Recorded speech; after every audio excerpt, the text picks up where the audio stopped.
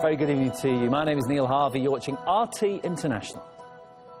Now, we'll start this hour with breaking news for you, and that is that President Donald Trump has just signed an executive order to withdraw from the Trans-Pacific Partnership trade deal. We've been talking about this for a long time. Thank you.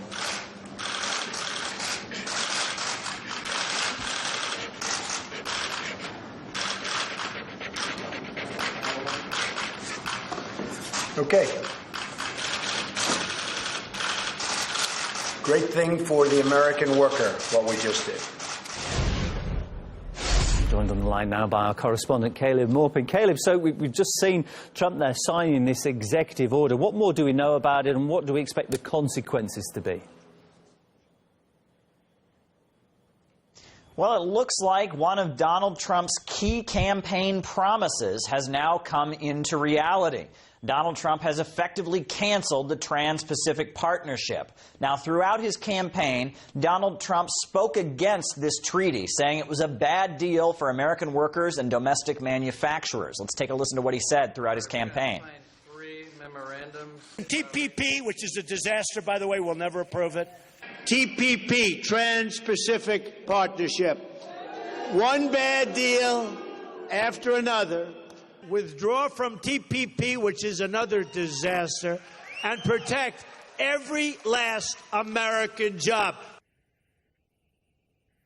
Now, the Trans-Pacific Partnership was a deal that was negotiated by U.S. President Barack Obama. It involved the United States and 11 countries in Asia, and it was essentially designed to eliminate or drastically reduce tariffs and to reform labor provisions in the countries that had signed on to it. Now, Barack Obama spent 2 years trying to sell the deal. Many within Barack Obama's own party opposed the deal. However, many in the Republican Party supported it. Now, Donald Trump had opposed the deal all along, despite support for it within his own party, and all the major candidates had denounced the deal during the campaign. And at this point, it remains to see what reaction there will be to Donald Trump's action, whether or not Democrats will applaud what Donald Trump has done, whether or not members of the Republican Party, Trump's party, will oppose it, what impact this will have on manufacturing in the United States and the U.S. economy. A lot remains to be seen as Donald Trump,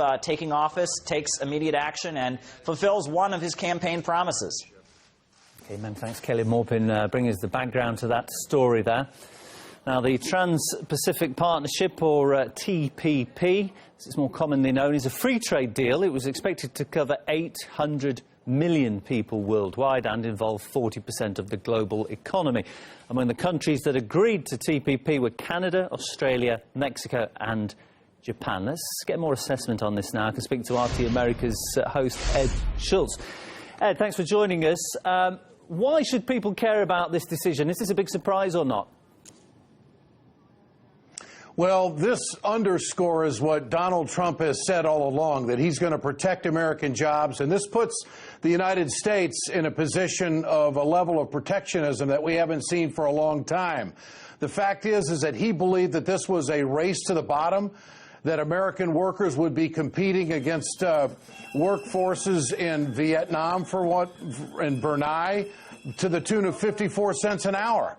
And there has already been reaction on Capitol Hill. Bernie Sanders has reached out and said that this is a great move, saying that he's glad that this deal is finally dead.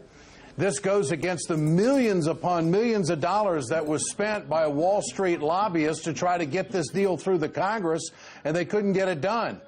And people within the Obama party, the Democratic Party, were not on board with him. Elizabeth Warren was against it. Chuck Schumer was against it. Bernie Sanders moved Hillary Clinton on this issue, which only emboldened Donald Trump to talk about it more on the campaign trail. So this is going to satisfy those old Reagan Democrats who left the Democrats and voted for Reagan. The same makeup as of those white workers in Pennsylvania, Ohio, Michigan, and Wisconsin that left the Democrats and went to Donald Trump. And I can tell you that a lot of union workers in this country are going to be very happy that he has made this move this early. No one would have anticipated Hillary Clinton doing this early. This is living up to a campaign promise. It goes against Wall Street. Bernie Sanders is embracing it. John McCain on the Republican side has said that this is a big mistake. But this now opens the door for Donald Trump to go do these trade deals that he promised the American people he would do. So this chapter isn't done yet. This book isn't done yet. This is just the first chapter of getting rid of the TPP, which I think is a good move for America. Yeah, I mean, you seem to like it. From what you've said, it sounds like the majority of people in the US are probably going to approve of this. There's going to be some people who aren't happy with it, though. What about the people who actually, the other countries who signed up for this deal? Well, this was really done under the radar, the negotiation. It was very quiet. And it wasn't until in the latter part of the negotiations that the unions got together and started to tell their story across America about how this was going to circumvent American law. This was going to be setting up international tribunals to determine whether corporations were being fairly treated under American law, and the Congress wouldn't have been able to do anything about it. When people got that story and they recognized that the outsourcing of the jobs, especially in the manufacturing sector, was going to get hit even harder, opinions started to change on it. And the last numbers that I saw, over 60% of the American people did not want to see the TPP ratified. And it was a tough sell for President Obama, and he kept telling the American people that he didn't want China to write the rules. China doesn't have any trade agreements with any of these countries either. So it's back to a level playing field. And also, Trump has called out China on currency manipulation. Many of the Democrats and Republicans have done the same thing. So that's where the common ground is going to be. So I don't think there's going to be a trade war. I think that there's going to be some countries that are going to want to deal with the United States. But I think in general, most Americans are for what Donald Trump did. In fact, I think it gave him a leg up in the election and helped him get elected. It sounds like it's popular with workers. What about big corporations? How are they going to feel about this? They are not going to like it, Norm. There's no question about it. The fact of the matter is that Wall Street spent millions upon millions of dollars to get this deal through. It was a corporate deal all along. It was a race to the bottom. It was pushing down American wages. And it was greasing the skids for international companies to come in and circumvent American law. When the American people found out about it, I remember when I first started covering it, the American people didn't know about it. And when I was in the corporate media, I did over 100 stories on it. I was actually on Capitol Hill talking to some Democrats who never even knew what the TPP was. Now, this was 2 years ago. But there was an education process that took place. A lot of advocacy groups kicked into gear. And Trump has lived up to a campaign promise. This is not what Hillary Clinton wanted on the campaign trail. She was moved on this issue by Bernie Sanders reluctantly, but it was Trump who won the benefit of the doubt of the voters and won the election. I think this is a big part of it. Donald Trump, of course, has got a lot of people who don't like him. They seem to oppose everything he does. We can say that half the country pretty much didn't vote for him. We saw hundreds of thousands of people protesting at the weekend against him. Do you think this decision will win some of those people over, or will they still find something they don't like in this? Well, there's a lot of people that were in those crowds throughout the country over the weekend that did not want the Trans-Pacific Partnership. And this puts them in somewhat of an untenable position to be protesting against the President of the United States and then turn around and slap him on the back for doing something he said he was going to do. This is good for American workers, but it also puts pressure on the Trump administration to start acting on trade deals to keep the commerce rolling or develop new relationships with the countries that were involved in the TPP.